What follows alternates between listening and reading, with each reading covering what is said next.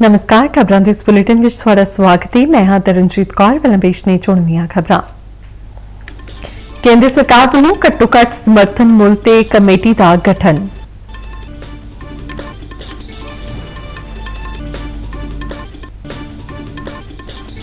उपराष्ट्रपति के अहुदे लिए विरोधी धिर की उम्मीदवार मार्गरेट एल्वा ने आज अपने नामजदगी कागज दाखिल किए। कागजां की पड़ताल भलके 22 जुलाई तक कागज वापस ले जा सकणगे अते वोटां 6 अगस्त नूं पुआईआं जाणगीआं।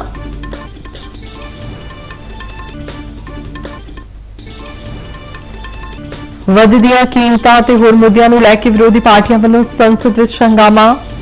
दोवां सदनां दी कार्रवाई दिन भर लई मुलतवी।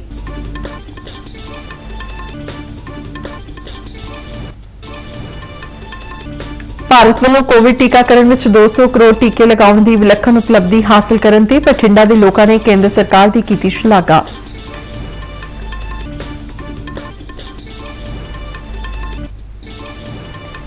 मौसम विभाग वालों आने वाले 2-3 दिनों दौरान पंजाब के ज्यादातर हिस्सों में भारी तो बहुत भारी वर्षा की भविष्यवाणी करदिआं बुधवार और वीरवार नूं ऑरेंज अलर्ट जारी।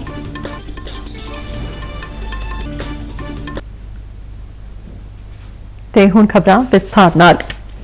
केंद्र सरकार ने घट्टो घट्ट समर्थन मुल ते साबका खेती सकत्तर संजय अग्रवाल की अगवाई विच एक कमेटी का गठन किया है। इस कमेटी विच नीति आयोग के मैंबर रमेश चंद, भारतीय आर्थिक विकास संस्थान के खेती अर्थशास्त्री CSC शेखर अते IIM अहमदाबाद के सुखपाल सिंह अते खेती लागत ते मुल कमिशन के सीनियर मैंबर नवीन P सिंह नूं शामिल किया गया है। किसान प्रतिनिधियों में राष्ट्रीय पुरस्कार जेतू भारत भूषण त्यागी, संयुक्त किसान मोर्चा के 3 मैंबर अते होर किसान संगठनों के 5 मैंबरों में गुणवंत पाटिल, कृष्णवीर चौधरी, प्रमोद कुमार चौधरी, गुनी प्रकाश और सैयद पाशा पटेल शामिल होंगे। किसान सहकारी समूह के 2 मैंबरों में इफको के मुखी दिलीप संगानी और CNRI के जनरल सकत्तर विनोद आनंद नूं भी कमेटी में शामिल किया गया है। खेती और किसान भलाई सकत्तर, खेती खोज और सिक्ख्या सकत्तर, खुराक और जनतक वंड सकत्तर, सहकारिता सकत्तर, कपड़ा मंत्रालय सकत्तर, कर्नाटक, आंध्र प्रदेश, सिक्किम और ओडिशा के वधीक मुख सकत्तर या प्रधान सकत्तर या कमिश्नर और खेतीबाड़ी यूनिवर्सिटियों के सीनियर मैंबरों नूं भी कमेटी में शामिल किया गया है। केंद्रीय खेती मंत्री नरेंद्र सिंह तोमर ने कहा है कि MSP नूं वधेरे प्रभावशाली और पारदर्शी बनाने लई कमेटी का गठन किया गया है। उन्होंने कहा कि प्रधानमंत्री नरेंद्र मोदी ने MSP ते कमेटी बनाने का भरोसा दिता सी। पक्ष की रुचि किसानों की और आम जन की समस्याओं में नहीं है। विपक्ष की रुचि सिर्फ राजनीति करके विकास और जन कल्याण को रोकने की है। भारतीय जनता पार्टी की सरकार और प्रधानमंत्री नरेंद्र मोदी जी किसानों के हितों के प्रति प्रतिबद्ध हैं और आने वाले कल में भी रहेंगे। उपराष्ट्रपति के अहुदे लिए विरोधी धिर की उम्मीदवार मार्गरेट एल्वा ने आज अपनी नामजदगी कागज दाखिल किए। इस समय उन्होंने नाल कांग्रेसी आगू राहुल गांधी, राष्ट्रवादी कांग्रेस पार्टी के प्रधान शरद पवार, मार्क्सवादी कम्युनिस्ट पार्टी के जनरल सकत्तर सीताराम येचुरी, DMK के तिरुचि शिवा, शिवसेना के संजय राउत और भारतीय कम्युनिस्ट पार्टी के नेता D राजा समेत विरोधी धिर के होर नेता मौजूद सन। एनडीए के उपराष्ट्रपति अहुदे के उम्मीदवार जगदीप धनखड़ वालों कल ही अपने नामजदगी कागज दाखिल कर दिए गए सन। आज नामजदगी कागज दाखिल करने की अंतिम तरीक सी।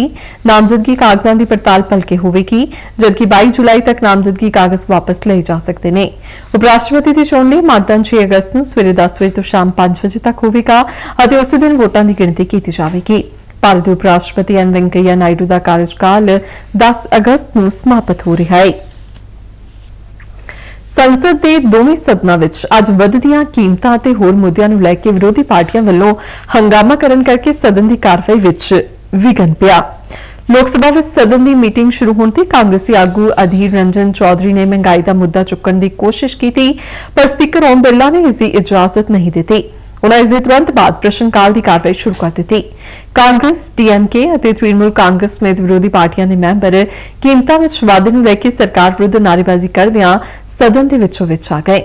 स्पीकर ने मैंबरों को अपनी अपनी सीटां ते जाण लई वार-वार बेनती की, पर उन्हां दी अपील का मैंबरों ते कोई असर नहीं होया। ओम बिरला ने कहा कि नियमां अनुसार सदन विच तख्तियां लैके आउण दी इजाजत नहीं है। इस तो बाद स्पीकर वल्लों सदन की कार्रवाई दिन भर लई मुलतवी कर दी गई। राज सभा विच भी कुछ अजिही ही स्थिति रही। आज सवेरे सदन की कार्रवाई शुरू होने ते सभापति एम वेंकैया नायडू ने कीमतां विच वाधे ते कांग्रेस, आम आदमी पार्टी ते होर विरोधी पार्टियां दे मैंबरां दी कार्रवाई मुलतवी करन दे प्रस्ताव दा नोटिस नामंजूर कर दिता। इस तो बाद कांग्रेस, आप और डीएमके के मैंबरां ने सदन में हंगामा किया, जिस करके सदन की कार्रवाई दिन भर लई मुलतवी करनी पई। सूचना और प्रसारण मंत्री अनुराग सिंह ठाकुर ने स्पष्ट किया है कि सरकार प्रेस के कामकाज में दखलअंदाजी नहीं करती। उन्होंने कहा कि सरकार इस गल नाल सहमत नहीं है कि प्रेस की आजादी के मामले में भारत की थां 180 देशों की रैंकिंग में अंतिम 30 देशों में है। लोकसभा में एक प्रश्न के लिखती उत्तर में अनुराग सिंह ठाकुर ने कहा कि रैंकिंग विदेश के गैर सरकारी संगठन रिपोर्टर्स विदाउट बॉर्डर्स वालों प्रकाशित की गई सी और सरकार इस संगठन के विचार नाल सहमत नहीं है। उन्होंने कहा कि सरकार की नीति प्रेस की आजादी नूं बनाई रखण दी है। केंद्र सरकार ने दस्सिया है कि राष्ट्रीय अनुसूचित जाति वित्त और विकास निगम ने अनुसूचित जातियां दे 14,48,790 गरीब लोगों को कर्जे दिते। इसी तरह कौमी पिछड़ा वर्ग वित्त और विकास निगम ने होर पिछड़े वर्ग जाति के 30,69,427 गरीब लोगों को कर्जे उपलब्ध करवाए। समाजिक और अधिकारिता राज मंत्री ए नारायण स्वामी ने आज लोकसभा में एक लिखती उत्तर में यह जानकारी दी। केंद्रीय वणज ਅਤੇ उद्योग मंत्री पीयूष गोयल ने कहा कि भारत और अफ्रीका दुनिया में विकास की अगवाई कर सकते हैं। उन्होंने कहा कि भारत अफ्रीका को एक महत्वपूर्ण साझेदार के रूप में देखता है। आज नवी दिल्ली में भारत अफ्रीका विकास साझेदारी ते CII एग्जिम बैंक कनक्लेव में बोलदियां पीयूष गोयल ने कहा कि भारत और अफ्रीका पीने वाले पानी, साजो समान, सेहत देखभाल, सिक्ख्या, फिटनेस और सौर ऊर्जा वर्गे कई क्षेत्रों में किफायती हल लभण लई मिलकर काम कर सकते हैं। उन्होंने कहा कि नरेंद्र मोदी सरकार अफ्रीका को सर्वोच्च पहल देती है। गोयल ने कहा कि अफ्रीका नाल भारत के संबंध विश्वास, मित्रता और आपसी समझ के आधार पर ने।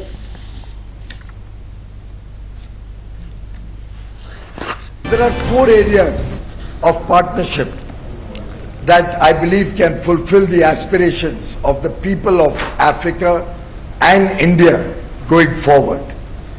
We are both blessed with significant amount of sun, and I do believe solar power can be one area of speeding up the engagement between Africa and India.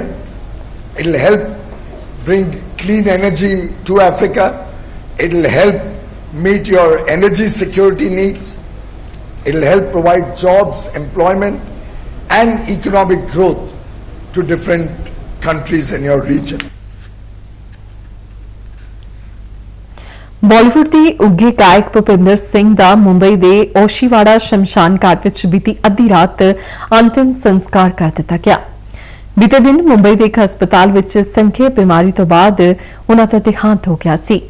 Bhupinder Singh ने मौसम, सत्ते पे सत्ता, हकीकत, आहिस्ता आहिस्ता, दूरियां समेत होर कई मशहूर फिल्मों में गीत गाए। उन्होंने 2 दीवाने शहर में, थोड़ी सी जमीन थोड़ा आसमान, दुनिया छूटे याद न छूटे, करोगे याद तो हर बात याद आएगी वर्गे कई होर मशहूर गाने गाए। हकीकत फिल्म विच मुहम्मद रफी, तलत महमूद और मन्ना डे नाल रल के गाया गाना होके मजबूर मुझे उसने भुलाया होगा बहुत मकबूल होया। भुपिंदर सिंह की मौत की खबर सुन के हर पासे सोग की लहर दौड़ गई। केंद्र सरकार ने तीनों फौजा विच अग्निपथ योजना तहत अग्निवीरां की भर्ती का ऐलान किया है। इस भर्ती को लैके नौजवानों विच उत्साह है।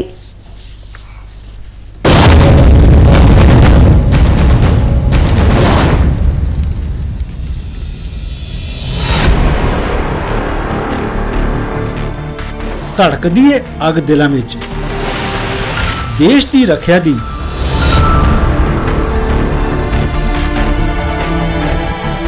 बाहां विच तमन्ना है, खतरियां नाल लोहा लैण दा रोमांच दौड़दा रग रग विच तेरे, इस खेल विच नहीं तेरा कोई सानी। जवान है तू, देश दी जान है तू। ये मौका है अपने अते अपनिਆਂ ਲਈ ਇੱਕ ਮਾਂ ਨਾਲ ਭਰਿਆ ਸੁਨਹਿਰੀ ਭਵਿੱਖ ਬਣਾਉਣ ਦਾ।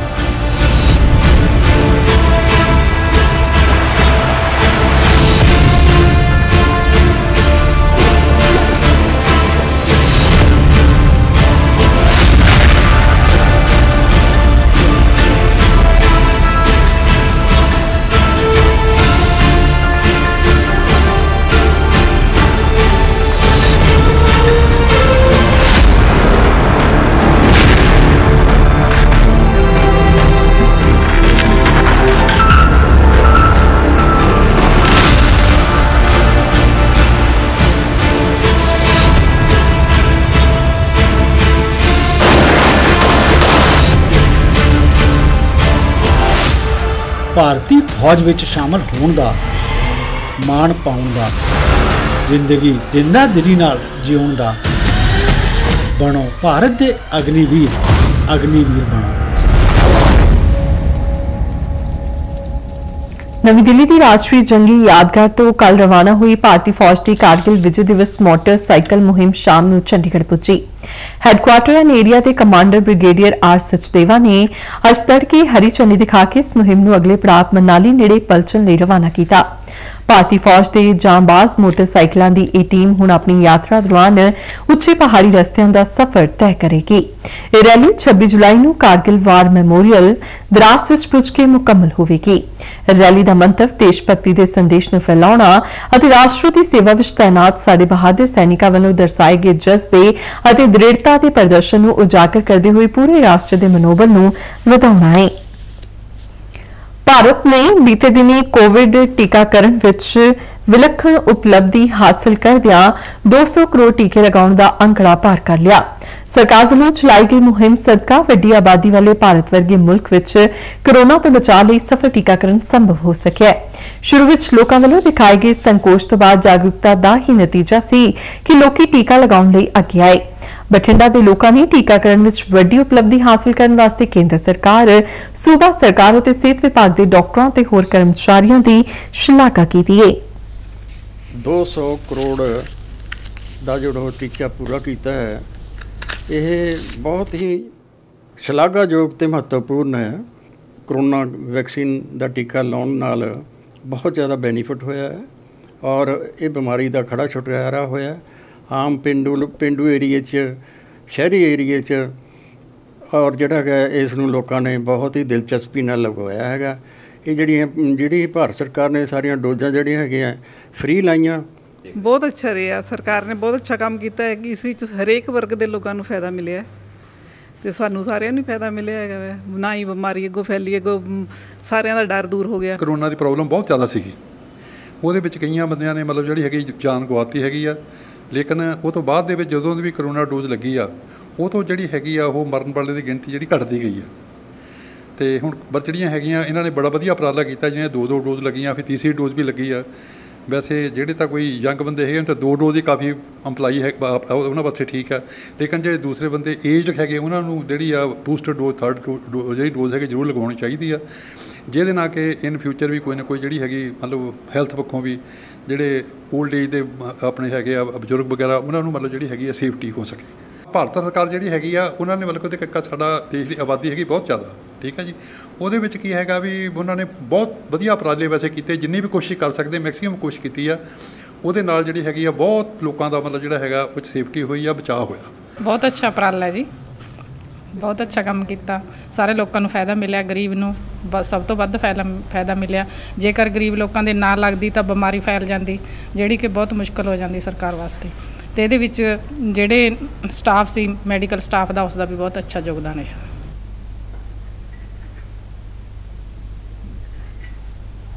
पंजाब के ਵੱਖ-ਵੱਖ ਹਿੱਸਿਆਂ ਵਿੱਚ ਪਿਛਲੇ 1-2 ਦਿਨਾਂ ਤੋਂ ਹੁਮਸ ਭਰੀ ਗਰਮੀ ਮਹਿਸੂਸ ਕੀਤੀ ਜਾ ਰਹੀ ਹੈ। ਚੰਡੀਗੜ੍ਹ ਸਥਿਤ ਮੌਸਮ ਵਿਭਾਗ ਦੇ ਦਫ਼ਤਰ ਨੇ ਅੱਜ ਸੂਬੇ ਦੇ ਦੁਆਬਾ, ਮਾਝਾ ਤੇ ਪੂਰਬੀ ਮਾਲਵਾ ਦੇ ਕਈ ਖੇਤਰਾਂ, ਜਦਕਿ ਪੱਛਮੀ ਮਾਲਵਾ ਦੇ ਕੁਝ ਖੇਤਰਾਂ ਵਿੱਚ ਵਰਖਾ ਹੋਣ ਦੀ ਸੰਭਾਵਨਾ ਜਤਾਈ ਹੈ।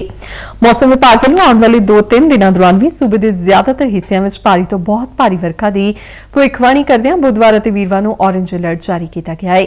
ਇਸੇ ਤਰ੍ਹਾਂ ਮੌਸਮ ਵਿਭਾਗ ਨੇ ਉੱਤਰੀ ਹਰਿਆਣਾ ਖੇਤਰ ਵਿੱਚ ਅੱਜ ਭਾਰੀ ਵਰਖਾ, ਜਦਕਿ ਭਲਕੇ ਉੱਤਰੀ ਹਰਿਆਣਾ, ਦੱਖਣ ਅਤੇ ਪੂਰਬੀ ਹਰਿਆਣਾ, ਪੱਛਮ ਅਤੇ ਦੱਖਣ ਪੱਛਮੀ ਹਰਿਆਣਾ ਦੇ ਜ਼ਿਆਦਾਤਰ ਇਲਾਕਿਆਂ ਵਿੱਚ ਭਾਰੀ ਤੋਂ ਬਹੁਤ ਭਾਰੀ ਵਰਖਾ ਦੀ ਭਵਿੱਖਬਾਣੀ ਕੀਤੀ ਹੈ। खबरों के बुलेटिन साडी दर्शक RNU DDK जलंधर के YouTube चैनल, फेसबुक पेज और ट्विटर हैंडल से भी वेख सकते हैं। तेजी खबरों का बुलेटिन खत्म होया। मैं मास्क लगा के स्टूडियो तो बाहर जा रही हूँ। बाहर जाने वेले तुसी भी मास्क लगा के जाओ। इजाजत दो। नमस्कार।